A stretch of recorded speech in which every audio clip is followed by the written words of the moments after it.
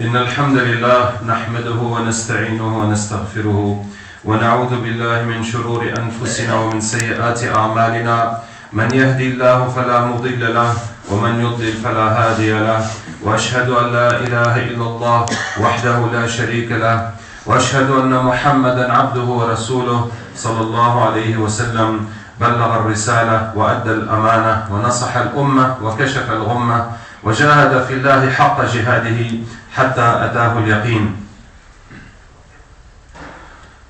أما بعد فإخواني إن شاء الله سنتذاكر اليوم في القرآن والإيمان في القرآن وكيفية تعلم الإيمان كما تعلموا الصحابة رضي الله عنهم. من الأشياء التي تلفت انتباه المؤمن المسلم لما نقرأ حياة الصحابة رضي الله عنهم وحياة النبي صلى الله عليه وسلم أنه أي صحابي دخل الإسلام ونطق بالشهادتين تغيرت حياته، تتغير حياته على الفور تغيرا كاملا، يصير يحب الإسلام والدين والله تبارك وتعالى أكثر من كل شيء، ويستعد لتحمل كل الشدائد والصعوبات من أجل الدين، ومهما وقع عليه من الاضطهاد ومن التعذيب ما يزيده ذلك إلا إيمانا وتسليما. ونحن نقرأ هذه القصص ولا نفهم لماذا تغيروا، كيف تغيروا هذا التغيير، كيف حصل هذا الإيمان، ونحن نقول الشهادة ونقرأ القصة ولا نفهم ما هو هذا الأمر. فالأمر إخواني أن الإله في قول لا إله إلا الله هو الشيء الذي يأله إليه قلب الإنسان أن يتعلق به، الشيء الذي يتعلق به قلب الإنسان. إذن الصحابة رضي الله عنهم لما يقولوا لا إله إلا الله يقطعوا علاقتهم، يقطعون تعلقهم بكل المخلوقات، يقطعون تعلقهم بكل المخلوقات حتى يتعلقوا بالله تبارك وتعالى ويستعدوا لأي شيء ويسلموا أمرهم ويسلموا حياتهم لله تبارك وتعالى. ولهذا تنوروا بنور الإيمان. ولكن بعد النطق بالشهادتين والدخول في الإسلام تبدأ مرحلة التربية. فكانت التربية مع النبي صلى الله عليه وسلم وخاصة في دار الأرقم في السر ساعات وهم يتلقون القرآن ويتدبرون ويقرؤون ويصلون ويتعلمون مع النبي صلى الله عليه وسلم.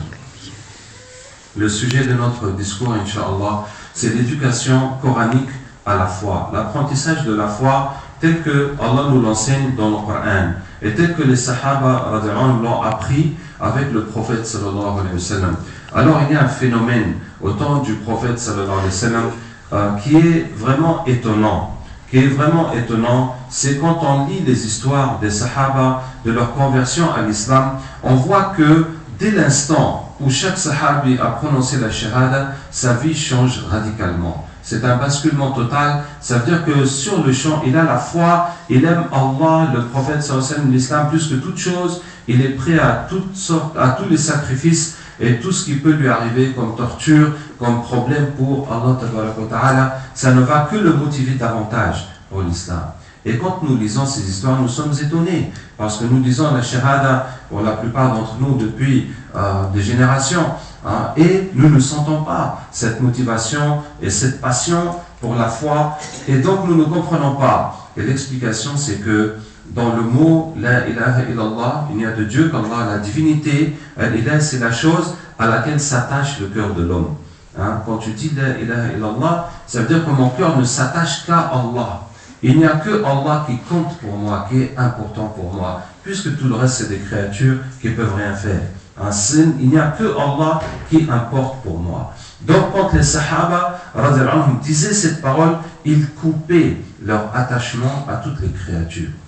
Ils coupaient leur lien avec toutes les créatures pour donner leur vie à Allah Ta'ala. Se soumettre, donner leur vie à Allah Ta'ala, être prêt à tout ce qu'Allah Ta'ala peut leur demander. Et c'était le premier pas dans la foi. C'était leur engagement dans l'islam. Après cela commence la période de l'éducation avec le prophète sallam à travers le Coran. Après cela commence la période d'éducation. Et quand on a pris cette définition de la foi, cette compréhension de la foi qui est la façon qu'on de s'attacher à Allah Ta'ala et de se détacher des créatures, on voit que chaque fois qu'Allah Ta'ala parle des idolâtres, des féticheurs, et qu'Allah critique leurs idoles, qu'Allah dit comment se fait-il qu'ils adorent des choses qui ne font ni bien ni mal, que vous adorez des choses que vous-même avez construites, au lieu d'avoir un regard extérieur, c'est-à-dire se dire que vraiment ces idolâtres ils sont bêtes, comment est-ce possible de fabriquer des statues, ou même si c'est tes parents, tes ancêtres qui ont fabriqué les statues, et puis de les adorer, vraiment, alors que c'est nous-mêmes ou d'autres humains qui les ont fabriqués, quel pouvoir ces statues peuvent-elles avoir? Eh bien, nous allons avoir maintenant le même regard sur nous-mêmes. Comment peux-tu compter sur des créatures, ou avoir peur des créatures, ou espérer que ces créatures vont régler tes problèmes, ou craindre qu'elles vont te causer des problèmes, alors que c'est Allah qui les a créés. C'est Allah, c'est lui qui détient tout. Et pourquoi tellement glorifier, tellement craindre, tellement espérer ces créatures-là? Vous voyez? Et donc maintenant, toutes les fois où Allah Ta'ala critique les idolâtres, critique les associateurs qui adorent autre chose qu'Allah, nous allons reprendre ces critiques à notre propre compte. Donc, je vais vous donner un exemple à travers Surat Al-An'am, les bestiaux, la Surat 6. C'est une très longue sourate qui dépasse les 2 hizb et qui ne contient pas d'histoire, sauf une petite histoire au milieu de la sourate. Et c'est une sourate dont il est difficile de cerner le thème. C'est-à-dire, très souvent quand on lit le Coran, ça parle de quelque chose, puis ça parle d'autre chose, puis ça parle d'autre chose, et on ne voit pas de lien entre ces différentes choses. Alors qu'il n'est pas possible qu'Allah nous parle d'une façon incohérente. Ce n'est pas des idées qui sont incohérentes et qu'on a collées ensemble pour faire une sourate ou bien pour faire un Coran. Il y a forcément une logique, une suite, une sagesse, un fil conducteur, une construction à travers le Coran. Donc si on lit le Coran et puis on lit autre chose et on voit que ça n'a rien à voir, ça veut dire que c'est nous qui n'avons pas compris. Et à nous de méditer, de prendre le temps de réfléchir, de chercher pour comprendre la cohérence et le lien. Donc, en ce qui concerne Surat Al-An'am, il y a 3 versets spécifiques dans cette sourate qui vont nous donner le thème de la sourate. 3 versets, vous allez voir, qui sont comme des versets jumeaux, des versets qui sont construits sur un même schème, d'une même construction. Au début de la sourate, Allah Ta'ala dit قُلْ أَغَيْرَ اللَّهِ أَتَّخِذُ وَلِيًّا فَاطِرِ السَّمَاوَاتِ وَالْأَرْضِ وَهُوَ يُطْعِمُ وَلَا يُطْعَمُ. Dit, est-ce que je prendrai un autre allié qu'Allah, créateur des cieux et de la terre, lui qui nourrit et qui n'est pas nourri? Est-ce que je prendrai un autre allié qu'Allah, avec qui je vais m'allier dans ma vie, sur qui je vais compter? Je vais investir ma vie à obéir, suivre, à construire, à m'allier avec quelle personne, avec quelle chose dans ma vie qui va m'aider dans la difficulté, dans la maladie, dans la vieillesse, etc., etc. Sur quoi je vais compter, je vais investir ma vie pour en retour avoir une sécurité, une stabilité dans ma vie en dehors d'Allah Tabaraka wa Ta'ala. C'est sur Allah que je dois compter. C'est avec Allah que je vais investir. C'est Allah que je vais obéir, que je vais suivre, que je vais satisfaire. Et c'est sur lui que je vais compter pour mes difficultés. Si les gens sont contre moi, si je suis malade, si les choses, je n'arrive plus à me contrôler, à maîtriser ma vie, c'est l'investissement que j'ai fait avec Allah Tabaraka wa Ta'ala. C'est sur ça que je compte pour résoudre mes problèmes. C'est ça mon alliance avec Allah. C'est mon choix dans ma vie. Et Allah Ta'ala nous dit ça de cette façon. Dit, qui d'autre qu'Allah je vais prendre pour allié? Je vais compter sur qui d'autre qu'Allah? Qui d'autre qu'Allah je vais lui obéir, je vais le suivre et je vais espérer que si je suis dans des problèmes, c'est lui qui va me sortir de là. Il n'y a personne d'autre qu'Allah qui mérite qu'on le prenne pour allié, qu'on engage notre vie avec lui et qu'on espère son soutien dans les moments difficiles. Ensuite, au milieu de la sourate, Allah Ta'ala dit قُلْ أَفَغَيْرَ اللَّهِ أَبْتَغِي حَكَمًا وَهُوَ الَّذِي أَنزَلَ إِلَيْكُمُ الْكِتَابَ مُفَصَّلًا. Est-ce que je prendrai un autre arbitre, un autre juge qu'Allah, alors que c'est lui qui vous a descendu le livre détaillé? Qui d'autre qu'Allah va juger, va me dire qu'est-ce qui est bien et pas bien, qu'est-ce qui est vrai, qu'est-ce qui est faux, qu'est-ce que je dois faire, qu'est-ce que je dois laisser, comment je dois gérer telle situation, qui va m'éclairer mon chemin, qui va m'expliquer la vie et comment je dois vivre Hein, et qu'est-ce qui fait réussir et échouer les choses en dehors d'Allah Tabaraka wa Ta'ala, alors qu'il nous a donné le livre où tout cela est détaillé? Est-ce qu'on va laisser les réponses qu'Allah nous a données, les vérités qu'Allah nous a montrées, pour croire à d'autres, pour suivre d'autres qui vont nous dire non, pour réussir, il faut faire comme ça, et si tu fais cette chose-là, ça va te mener à la perte. Hein? Qui d'autre qu'Allah je vais prendre comme arbitre, comme juge dans ma vie? Et le troisième verset, à la fin de la sourate, قُلْ أَغَيْرَ اللَّهِ أَبْغِي رَبًّا وَهُوَ رَبُّ كُلِّ شَيْءٍ. Dis, prendrai-je à notre Seigneur, hein, Rab, celui qui nous nourrit, celui qui nous a créés et qui nous donne ce que nous avons besoin pour vivre. Hein? Il n'y a pas un mot précis en français pour rendre ce sens, mais c'est ça qu'il faut comprendre. Rab, celui qui élève, celui qui nous a fait exister, qui nous a donné la vie et qui nous donne tout ce que nous avons besoin pour vivre, comme nourriture, comme habit, comme intelligence, comme moyen de vie. Hein? Est-ce que je vais prendre un autre qu'Allah, hein, qui va me faire vivre? Quelqu'un d'autre peut me donner la vie, peut me donner la santé, peut me donner la nourriture, peut satisfaire mes besoins, autre qu'Allah, alors que c'est lui le créateur de toutes choses. C'est lui qui a créé tout cet univers, qui a créé toutes les créatures. Vous voyez? Donc ce sont trois versets, vous voyez, ce sont trois versets qui sont similaires dans leur structure. Dit, est-ce que je prendrai un autre allié qu'Allah, créateur des cieux et de la terre, lui qui nourrit, qui n'est pas nourri? Est-ce que je prendrai un autre arbitre, un autre juge qu'Allah, qui vous a descendu le livre détaillé? Et est-ce que je vais prendre un autre bienfaiteur, un autre donateur, un autre Seigneur qu'Allah, alors qu'il est le Seigneur, le Créateur de toutes choses? Donc, le thème de cette sourate, Al-An'am, les bestiaux, c'est notre relation avec Allah Tabaraka wa Ta'ala. Et ce que je veux dire, c'est que notre relation avec Allah, ce n'est pas juste de savoir qu'il est là-bas et que nous on est ici et qu'on fait notre vie. Non, c'est une relation très étroite. C'est à lui qu'on donne notre vie. C'est en lui qu'on fait confiance. C'est sur lui qu'on compte pour nos difficultés. C'est lui qu'on prend comme arbitre dans toutes les décisions et dans toute notre compréhension, hein, de la vie. C'est comme ça notre relation avec Allah. Nous lui donnons notre vie et nous comptons sur lui pour nos problèmes. Et nous excluons toute autre personne de ce marché. Il n'y a pas quelqu'un d'autre à qui nous allons donner notre vie, que nous allons suivre, à qui nous allons nous soumettre, et nous espérons que c'est celui-là, hein, il va nous aider quand on sera dans la difficulté. Et il n'y a pas une sourate dans le Coran qui contient autant de Wahwalladhi, c'est lui qui, que cette sourate Al-An'am. Et c'est lui qui vous a créé, qui a fait les cieux et la terre, qui fait le jour et la nuit, qui fait pousser les plantes, etc., etc. Allah multiplie ces exemples pour nous montrer sa puissance et ses bienfaits envers nous. Et il n'y a pas une sourate dans le Coran qui contient autant d'avertissements et de menaces que cette sourate Al-An'am. Allah Ta'ala nous menace dans ce monde et dans l'au-delà de ce qu'il est capable de nous faire, pour nous dire que si vous vous détournez de la religion, vous ne voulez pas vous vous soumettre à moi, mais est-ce que vous savez ce qu'Allah est capable de vous faire? Allah Ta'ala dit, قُلْ أَرَأَيْتُمْ إِنْ أَخَذَ اللَّهُ سَمْعَكُمْ وَأَبْصَارَكُمْ وَخَتَمَ عَلَى قُلُوبِكُمْ مَنْ إِلَهٌ غَيْرُ اللَّهِ يَأْتِيكُمْ بِهِ. Voyez-vous si Allah prend votre ouïe et votre vue et scelle vos cœurs, quel autre Dieu qu'Allah vous le ramènera? Hein? Tu dis, dans cette société, les temps sont durs, il faut que je fasse un peu de haram pour m'en sortir, pour travailler. Et si demain tu te lèves et tu es sourd, tu n'entends plus rien, comment tu vas travailler maintenant? Et si tu te lèves le matin, tu es aveugle, tu ne vois plus, qu'est-ce que tu vas faire de ta vie? Et si tu te lèves maintenant, tu es fou, là, tu ne peux même pas comprendre ce qui va se passer. Il faut que les gens s'occupent de toi. Est-ce que vous voyez?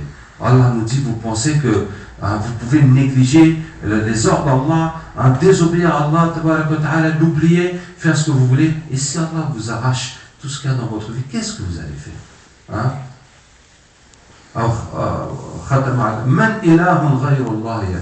Quel autre Dieu qu'Allah vous le ramènera?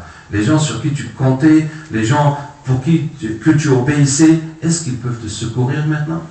Ils peuvent t'apporter ton ouïe ou ta vue ou te rendre la raison? Qui peut te secourir maintenant? Et aussi, Allah Ta'ala dit, قُلْ هُوَ الْقَادِرُ عَلَىٰ أَنْ يَبْعَثَ عَلَيْكُمْ عَذَابًا مِنْ فَوْقِكُمْ أَوْ مِنْ تَحْتِ أَرْجُلِكُمْ أَوْ يَلْبِسَكُمْ شِيَعًا وَيُذِيقَ بَعْضَكُمْ بَأْسَ بَعْضٍ. Dit, c'est lui qui est capable de vous envoyer un châtiment par au-dessus de vous, par en dessous de vous, ou de vous diviser en factions, en groupes, et de vous faire goûter la force des uns des autres. Vous voyez, nous avons, dans les mois, dans le peu de temps qui a précédé, nous avons vu tout ça dans le monde.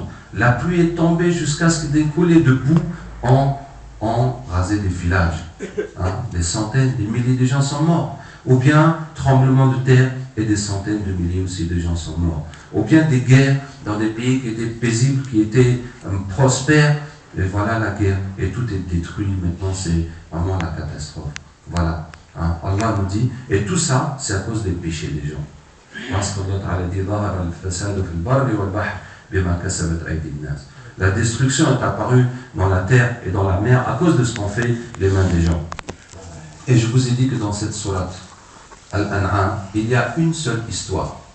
Au milieu de la sourate, Allah Ta'ala nous donne l'exemple d'une personne qui a eu cette foi et qui avait cette relation avec Allah Ta'ala comme Allah l'a décrit.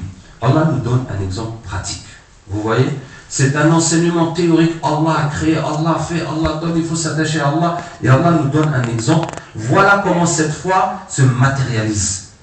Voilà comment cette vérité, ça sort dans la réalité.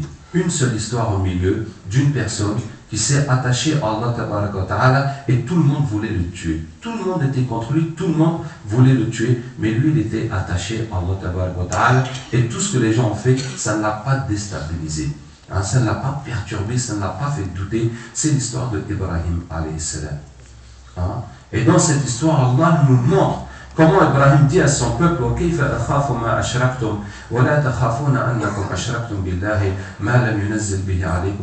comment vais-je craindre ce que vous associez alors que vous ne craignez pas d'avoir associé Allah Ta'ala.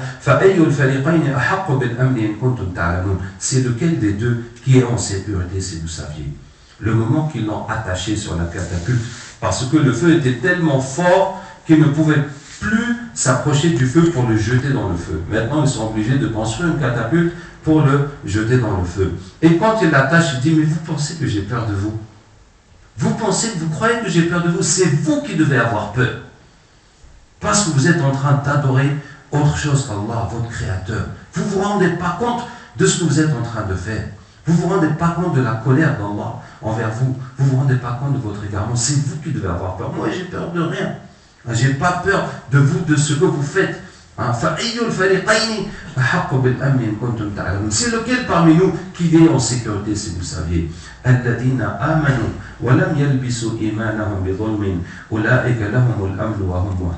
Ceux qui ont cru, qui n'ont pas entaché leur foi d'injustice, ceux-là ont la sécurité, ils sont bien guidés. Regardez ce qu'Allah nous dit. Si tu crois en Allah et si tu es droit, personne ne peut te nuire, personne ne peut te faire du mal. C'est Allah qui te donne la sécurité. C'est Allah qui te dit que tu es en sécurité, tu n'as rien à craindre. La seule chose que tu vas craindre, c'est tes péchés. Si tu as désobéi, si tu as fait du mal, là, la punition d'Allah peut tomber sur toi et Allah peut te punir à travers d'autres gens qui vont te faire du mal. Mais tant que tu es droit avec Allah Ta'ala, Allah dit Alladhina amanu wa lam yalbisu imanahum bidhulmin ulaika lahumul amnu wa hum muhtadun. Ceux qui ont cru, qui n'ont pas entaché leur foi d'injustice, ceux-là ont la sécurité et ils sont bien guidés. Donc, Allah Ta'ala a sauvé Ibrahim alayhi salam. Allah a envoyé les moustiques qui ont détruit tout son peuple. Qu'est-ce que je voulais dire?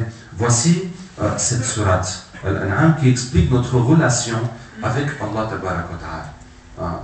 Donc, ce que le message que je veux dire, c'est comment faire revivre cette ambiance qui était entre le prophète sallallahu alayhi wa sallam et les Sahaba depuis la Mecque et aussi à Médine, comme dit le prophète sallallahu alayhi wa sallam.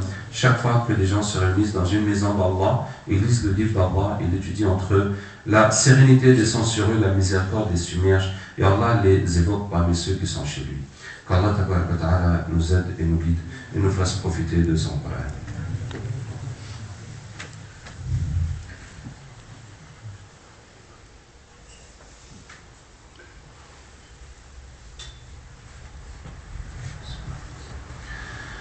Alhamdulillah, wassalatu wassalamu ala rasulillah, subhanaka la ilma lana illa ma 'allamtana, innaka antal alimul hakim.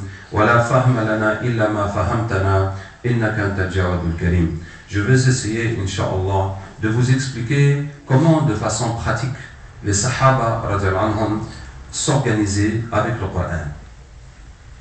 Comment ils s'organisaient avec le Coran? Chacun avait un temps, une quantité de Coran à lire tous les jours, et notamment tous les soirs. Quand le prophète sallallahu dit « Iqra al-Qur'an », lisez le Coran, car il viendra le jour dernier intercesseur pour les gens qui l'ont pratiqué. Il ne s'agit pas de lire dans le livre, parce que les Sahaba ne savaient pas lire dans leur majorité, et il n'y avait pas de livre de Coran. Même ceux qui savaient lire, qui ont noté le Coran, ils ne lisaient pas comme ça dans ce qu'ils avaient écrit. Donc quand il s'agit de lire dans le hadith, quand il dit lisez le Coran, il s'agit de réciter. Il s'agit de réciter dans la prière. Quand on dit que l'imam a lu telle sourate ou telle sourate, il ne s'agit pas de lire dans le livre, mais de réciter dans la prière. Donc leur relation, c'était de réciter le Coran dans les prières. Maintenant, pour réciter, il faut apprendre par cœur. Il faut apprendre par cœur. Et quand tu as appris par cœur et que tu n'as pas de livre ou même tu ne sais pas lire pour réviser, comment tu vas faire pour ne pas oublier ces versets? Il faut les répéter dans tes prières pour ne pas les perdre. Et quand ils apprenaient, ils pratiquaient seulement pour pouvoir apprendre la suite. Ils ne pouvaient pas apprendre la suite s'ils n'avaient pas compris et pratiqué les premiers versets. Donc c'est comme ça que les Sahaba vivaient le Coran, apprendre par cœur, comprendre, pratiquer, réciter dans la prière, notamment dans les prières de nuit. Tout ça c'était une seule et même chose. Je reprends ce hadith où le prophète sallallahu dit « Lisez le Coran car il viendra le jour dernier intercesseur pour ces gens, pour les gens qui le pratiquaient. » Yawm al-Qiyamah, Allah Ta'ala va ressusciter tous les hommes et les djinns et les animaux et les anges aussi. Allah va les ressusciter, ils vont entourer les humains et puis à un moment les anges vont amener le Coran et tout le monde va voir le Coran, tout le monde va reconnaître, il va prendre une forme que tout le monde va reconnaître et tu vas reconnaître Surat al-Baqarah, Surat al-Imran, tel verset, on le reconnaît, on ne sait pas quelle sera cette forme, mais c'est ainsi que Yawm al-Qiyamah, toutes les œuvres vont prendre des formes. Tu vas voir la prière, tu vas voir la patience, tu vas voir les liens de parenté, tu vas voir aussi le mensonge, et toutes ces choses auront des poids et des formes qui seront mises sur la balance, et chaque chose va peser ce qu'elle vaut. Et donc le Coran va venir. Et derrière le Coran, il y a les gens qui l'ont pratiqué. Il y a ceux qui ont tout pratiqué. Il y a ceux qui ont tout pratiqué sauf un ou deux versets, ceux qui ont pratiqué la moitié, le quart, et jusqu'à celui qui a pratiqué un seul verset, il est attaché, il est accroché à son verset qui va le défendre pour l'emmener au paradis. Maintenant, si on a vu passer cette procession du Coran, on a vu passer ce cortège et on n'est pas dedans. Et on n'est pas dedans. Ça veut dire que tu n'as pas trouvé un seul verset du Coran qui va te défendre. Tu n'as pas trouvé un seul verset du Coran que tu peux dire, oui, celui-là, je l'ai pratiqué à 100%, et il va venir te défendre le jour dernier. Et tu les as vus passer, tu n'es pas dedans. Qu'est-ce qui va t'arriver? Le prophète sallallahu m'a dit, le Coran est une preuve pour toi ou contre toi. Si tu n'as pas trouvé un seul verset du Coran pour te défendre, qu'Allah nous préserve, on va trouver d'autres versets qui vont nous accuser, qui vont nous incriminer. Et si c'est le Coran qui t'accuse, par exemple, Allah Ta'ala dit Allah montre que la malédiction d'Allah est sur les injustes. Et si ce verset t'a attrapé, que tu en fais partie, comment tu vas te défendre? Mais c'est la parole d'Allah. Et il n'y a personne qui peut encore dire quelque chose. Ou dire non, c'est comme ci ou c'est comme ça, c'est fini. C'est la parole d'Allah qui t'a condamné. qu'Allah nous préserve. Vous voyez? Donc quand on entend ce hadith et on imagine cette scène le jour dernier, qu'est-ce qu'on doit se dire? On doit se dire, mais moi, depuis le temps que je suis musulman, que je pratique, j'ai pratiqué quel verset du Coran? J'ai même pas réfléchi que, est-ce que j'ai pratiqué un quelconque verset du Coran? Donc, je n'ai qu'à commencer tout de suite. Je n'ai qu'à commencer tout de suite, chercher un verset, n'importe lequel, le plus facile, le plus accessible, et je vais tout faire pour le pratiquer. Et si j'ai pratiqué ce verset, Inch'Allah, je vais chercher un deuxième, mais déjà, on n'a qu'à commencer avec un seul verset. Et vous voyez que tout à coup, on se retrouve dans la vie des Sahaba, qui apprenaient quelques versets, 5 ou 10 versets, qui les comprenaient, les pratiquaient avant de prendre la suite, et puis la suite, et puis la suite. Et c'est comme ça que le Coran était pour eux un manuel pratique. Hein? Je ne vais pas vous laisser sans vous donner un exemple. Je vais vous donner, Inch'Allah, un exemple peut-être parmi les plus simples des versets qu'on peut appliquer. Allah Ta'ala dit que l'homme regarde sa nourriture. Voilà, c'est facile. Tout le monde, quand il mange, regarde sa nourriture. Hein? Mais Allah nous demande de méditer. فلينظر الإنسان إلى طعامه إنا صببنا الماء صبا ثم شققنا الأرض شقا فأنبتنا فيها حبا etc. Allah dit nous avons fait pleuvoir l'eau du ciel, nous avons fait fondre la terre, nous avons fait pousser les graines, etc., etc. Donc Allah veut que chaque fois qu'on mange, qu'on médite sur sa puissance et sur ses bienfaits. Vous voyez, si tu manges tout seul, tu réfléchis tout seul. Si tu manges en famille ou avec tes amis, vous discutez. Regardez les enfants. Comment Allah Ta'ala fait ça? C'est la puissance d'Allah. Tous les scientifiques du monde ne peuvent pas fabriquer une pomme de terre, etc. Et vous discutez des bienfaits et de la puissance d'Allah Ta'ala qui est dans la nourriture. Est-ce que vous voyez? Jusqu'à ce que ça devienne un acquis. Que tu ne peux pas manger sans regarder, sans contempler, sans méditer sur la puissance d'Allah. Et donc, tu as appliqué ce verset. Que l'homme regarde sa nourriture. Ah oui, tu regardes et tu penses au bienfait d'Allah. Donc, ce verset est devenu une réalité dans ta vie. Vous voyez? Et puis, tu vas chercher un autre verset et un autre verset. Qu'Allah Ta'ala nous aide et nous guide, Inch'Allah. Allahumma laka alhamdu kama yanbaghi li jalali wajhika wa 'azimi sultanik. اللهم صل وسلم وبارك على سيدنا محمد وعلى آله وصحبه أجمعين. اللهم اغفر لنا ما قدمنا وما أخرنا وما أعلنا وما أسررنا وما أنت أعلم به منا. اللهم ارحمنا بترك المعاصي أبدا ما أبقيتنا. Ya Allah, pardonne-nous nos péchés passés et futurs, Ya Arhamar Rahimin.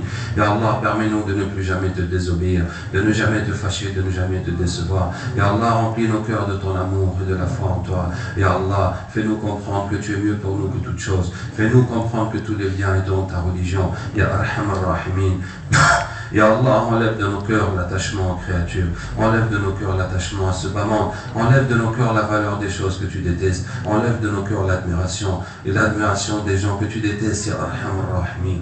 Ya Allah, mets dans nos cœurs l'envie de te satisfaire, de t'obéir, de t'évoquer et de t'adorer sans relâche. Ya Allah, mets dans nos cœurs l'amour de ton prophète sallallahu alayhi wa sallam, de sa sunna, de sa voix, de son mode de vie. Ya Allah, fais-nous connaître ses paroles, fais-nous connaître ses pensées, fais-nous connaître son souci, fais-nous connaître sa souffrance, fais-nous connaître son amour pour nous, Ya Arhamar Rahimin. Ya Allah, mets-nous dans la voie des Sahaba, fais-nous connaître, Ya Allah, la valeur qu'ils ont auprès de toi, les sacrifices qu'ils ont fait pour toi, qu'ils ont fait pour la religion et pour la Ummah. Ya Arhamar Rahimin. Ya Allah, nous te remercions pour le bienfait de l'islam, qui est le meilleur de tous les bienfaits. Nous te remercions pour chaque instant en nous t'évoquant, pour chaque action par laquelle nous t'adorons. Nous te remercions, Ya Allah, pour tous les péchés que tu nous as évités, pour tous les malheurs dont tu nous as épargnés.